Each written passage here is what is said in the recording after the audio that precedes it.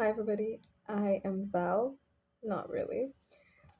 But today I wanted to talk about something that is very basic, but I feel like a lot of people don't really realize it. It's very basic.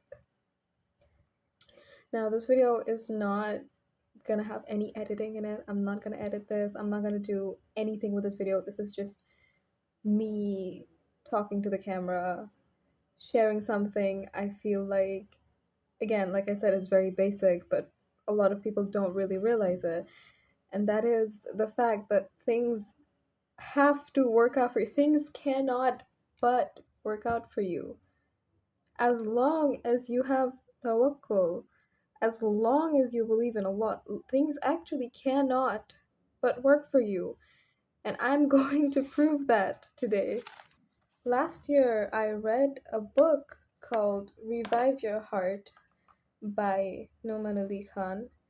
I didn't really finish the book. I got busy. I didn't finish the book. But I read a few chapters and they really did change my life. It really, I felt like an instant change in my perspective. And one of the chapters, the second chapter of this book, is about du'as not being answered. People saying that I've been making dua for this thing, but this thing is not being answered. I'm asking Allah for it. I'm not getting this thing. Noman Ali Khan here brings to perspective that what you want might not be the best thing for you. He uses an analogy of a child um, asking his mother in the morning, first thing in the morning. He just woke up, empty stomach. He asks his mother for a sweet, fizzy, carbonated drink. Is his mother gonna give him that? No. And is that because she doesn't love her child? No, it is because she loves her child that she will not be giving that fizzy drink to her child first thing in the morning. But again, one thing to notice here, that does not mean that the mother will never give the child the fizzy drink. Now is just not the right time. The child will not understand. If the child is young enough, if the mother tries to explain why it is not a good idea to have soda first thing in the morning, why it's not a good idea to have soda for breakfast, he really will not understand. To put it really shortly, you might not get exactly what you want, but let go of the belief that your dua has not been answered or your dua is not being answered, because whoever you are, wherever you are, whatever time it is, Allah is hearing. That does not change. Allah doesn't stop listening. That is the beauty of making dua. That is the beauty of talking to Allah. Allah will never stop listening. No matter what, even, no matter how much you have sinned, no matter what you have done, Allah is still hearing. He doesn't shut off his hearing, right? He's not just some being like, oh, you sinned. Oh, I don't want to listen to you anymore. I'm never going to listen to this person anymore. Never going to listen to their duas. No, it's just not possible. No matter what you have done or any circumstance, Allah is always listening to you. Even if you think your dua is not being answered, even if you think Allah hasn't heard you, Allah has still heard you. He is still listening to you. How can you think that your dua is not going to be accepted when you're literally asking Allah for it, and Allah says that every dua is answered? Allah literally says, call upon me and I will answer. And one thing that I have realized in life is that Allah does not play around. When Allah says that when you call upon me, I will answer, He means When you call upon him, he will answer. When Allah says, when Allah emphasizes that he only wants good for you, he means he only wants good for you. He is, and you have to understand this. You have to completely let go of the belief that your dua is not being answered, because that is not possible. Your dua might not be answered the way you want it. Your dua might not be answered the way you want it, but nonetheless, it is being answered. In Hadith, Allah says that there are three ways Allah responds to a dua, and one is, the first one is Allah will give you exactly what you want. This is again a very commonly known hadith, I believe. One is Allah will give you exactly what you want, and the other is He will save it for your akhirat.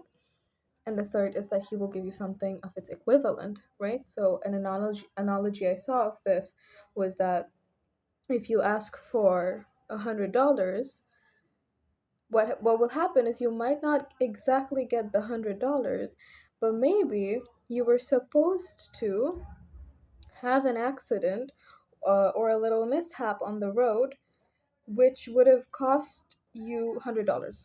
Some damage would have happened to your car, would have cost you $100.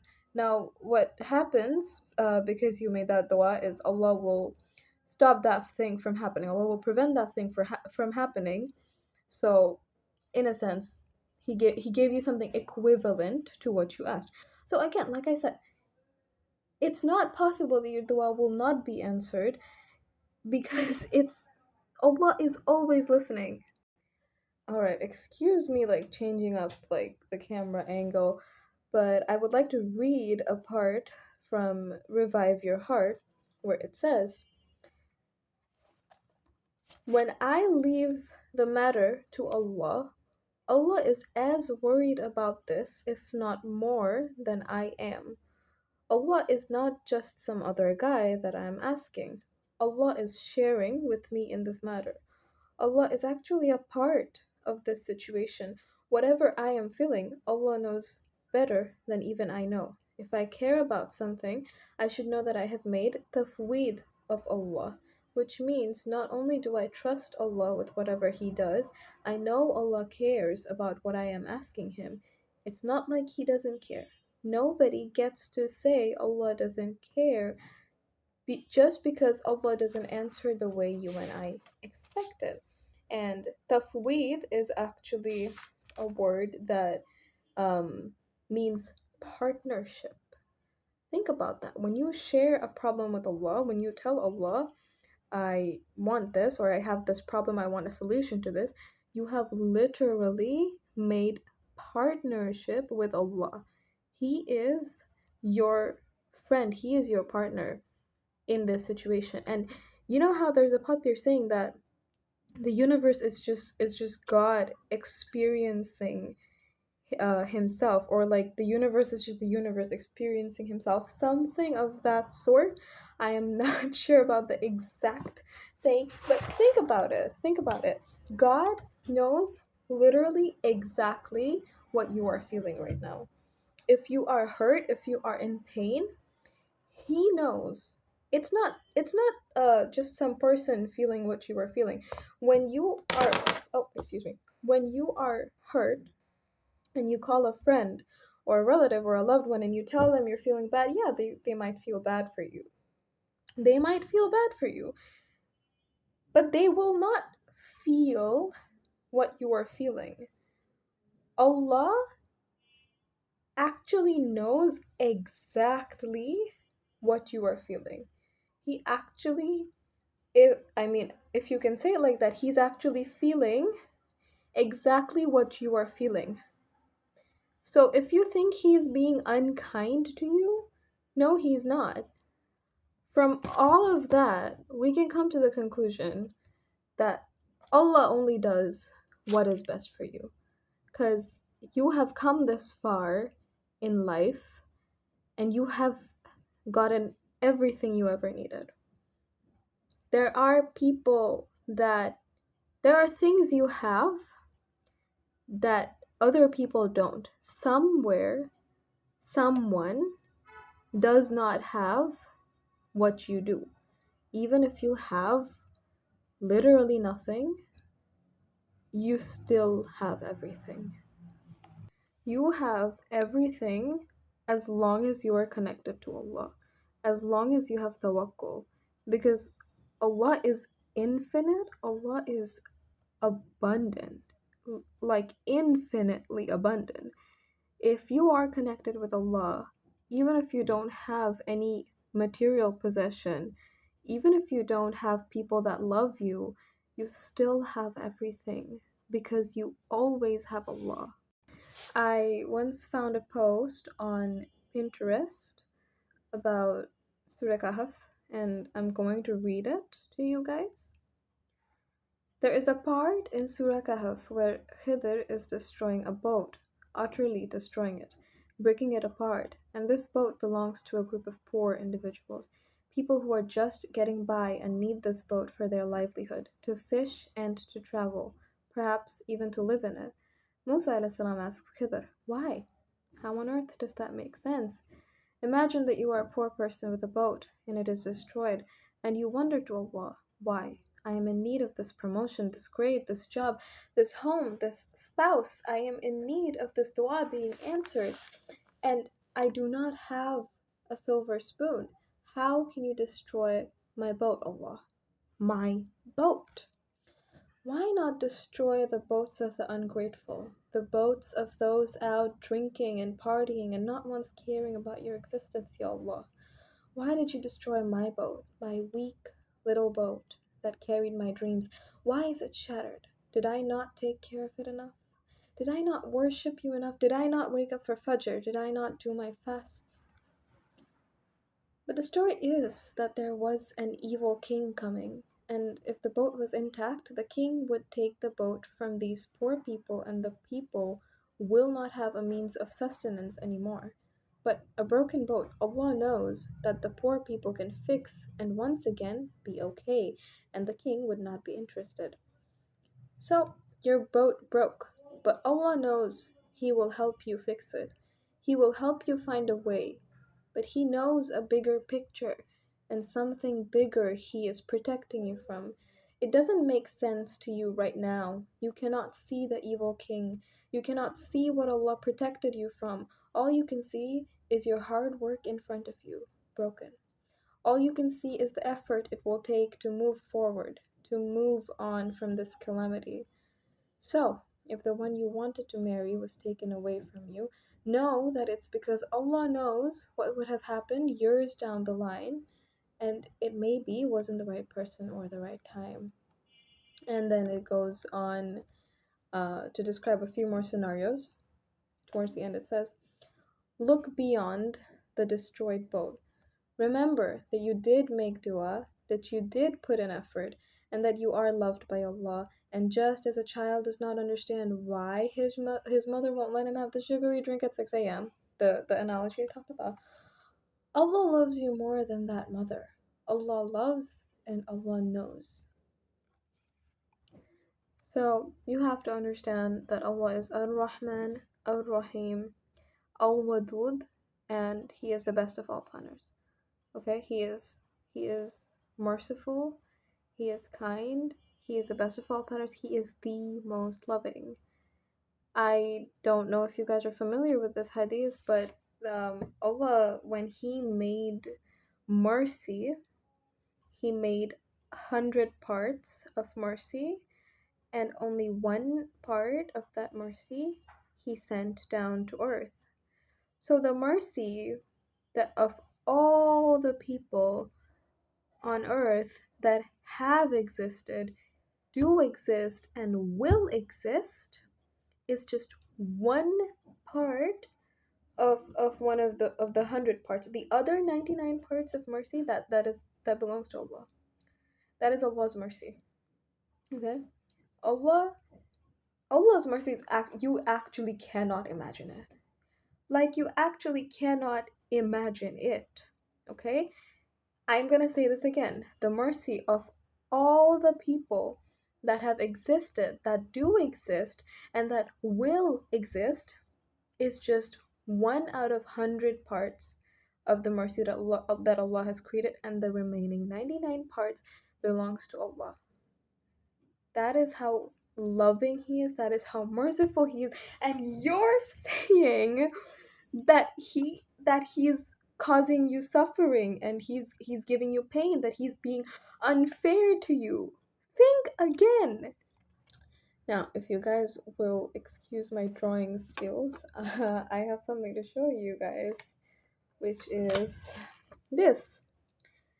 This box you see here is one of the metaphysics of how time progresses, right? So there are three. One states that there's just the present, like you can Google it. You can Google the metaphysics of time, and you will get a good diagram, diagrammed description. But basically, one states that there is no past or future anymore, that there's just the present, okay? Just the present, like that. The other states that the past and present exist, and the future is being added as time passes, right? So this, like, think of this as like a box, and this contains the past and the present, and as time goes on, the future is being added. And the other analogy is basically, well, I don't know what it's called, but it's basically this box, okay? It's not growing. The future is already set in stone in this idea. But here it's not set in stone, okay? It actually says that the present, which is this top plane over here, is actually a bumpy and rough surface, because everybody experiences reality in a different way. That is a completely different conversation, honestly. But people experience realities in different ways because of how they're moving through space. People experience time differently because of how they're moving through space. But just, you don't have to think about that. Just think about this is the present, okay? And depending on what decision you make and what path you choose, Allah adds, I mean, we're basically combining physics and religion right now. So let's just imagine it like this, that Allah adds another layer on top of this, which becomes the present, right? Do you get what I'm saying? Depending on what mentality you carry and what decisions you make, your the future that is layered on the other plane, that is layered on top of this plane, can vary. Think of it like there are infinite planes, quite literally infinite planes of a possible future that can be placed on top of the plane of the present, that that can unfold. Does that make sense? Depending on your decision, depending on the current reality of your life, a certain one certain possibility of future will be set on top of the present plane. If you move through the universe, through your life, with the belief that things cannot but work out for you, that will affect your future. You will start to realize that things cannot but work out for you. And the point is, things will always work out for you. Believe it or not, whether you realize that things are going to work out for you or not, things will still work out for you. Allah is still on your side. Whenever, uh, whenever the whatever the time is, and wherever you are, Allah is still on your side. It's just up to you to realize it. And once you realize it, you're gonna become more aware of it. Your reality is gonna start reflecting that. All right, I think I got into a little bit of an analogy there where it's actually a little difficult for me to explain, but if you got what I'm saying, then I mean I'm grateful that you understand what I'm saying. But all in all, one thing that I want to point out is the end, like the gist of all of the ranting that I've been doing for like the past 20 minutes is that Allah only gives you what is best for you. With that being said, if you can become somebody for whom it is the thing that you want is good, then there is no reason for Allah to not give it to you.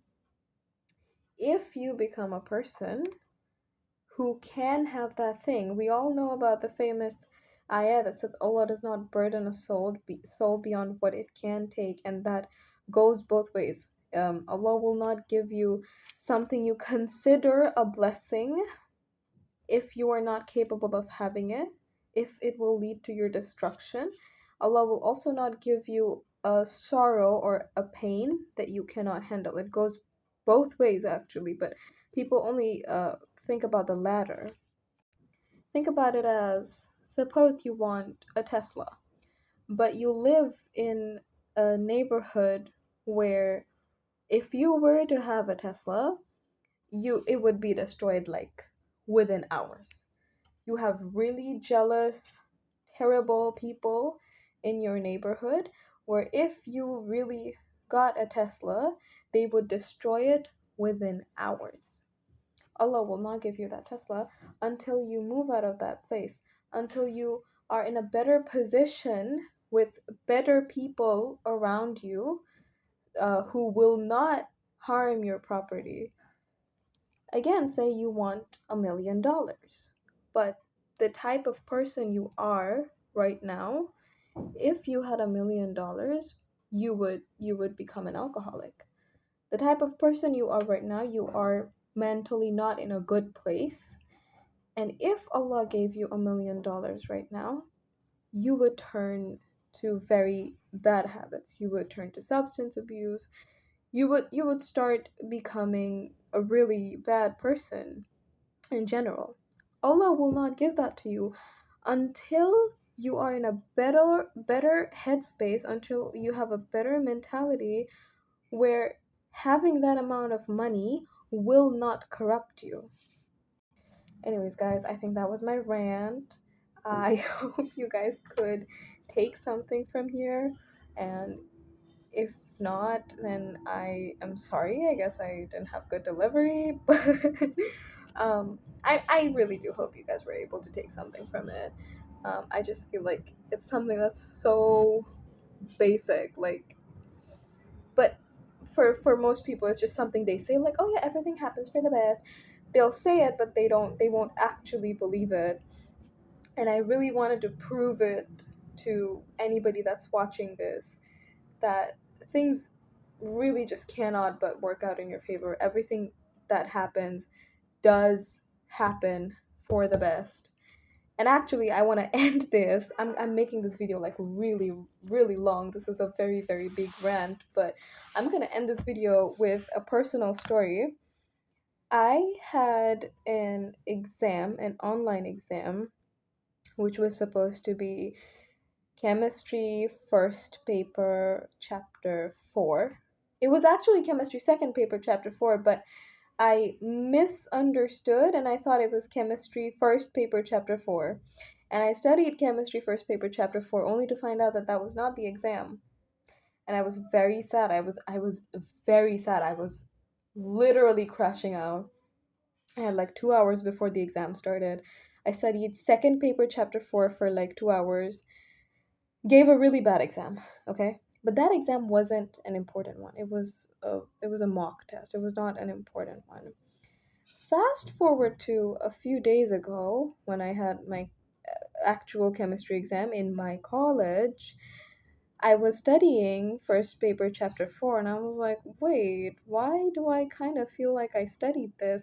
And keep in mind, I am in like a really uh, difficult predicament where I have a huge syllabus to finish and I haven't really studied. So any amount of studying that I have done before will really, really help me right now, right? I'm studying chemistry first paper chapter 4 and I'm like, wait, why do I feel like I've studied this? Why do I feel like I've studied this very, very recently? And that's when I realized that I accidentally I misinterpreted chemistry second paper chapter 4 as chemistry first paper chapter 4, and I studied chemistry first paper chapter 4 for that mock test. Right, I made a mistake and I was beating myself up. I was like, no, that was so stupid. Oh my god, why did this happen? But see, I didn't know how it was going to help me, but Allah knew. Allah knew that further down the line I would be in a predicament where even if I've done a little bit of studying in the past, it would help me to a great extent, right? Allah knew that I needed to have this chapter studied beforehand, right? So, yeah, that's that's it.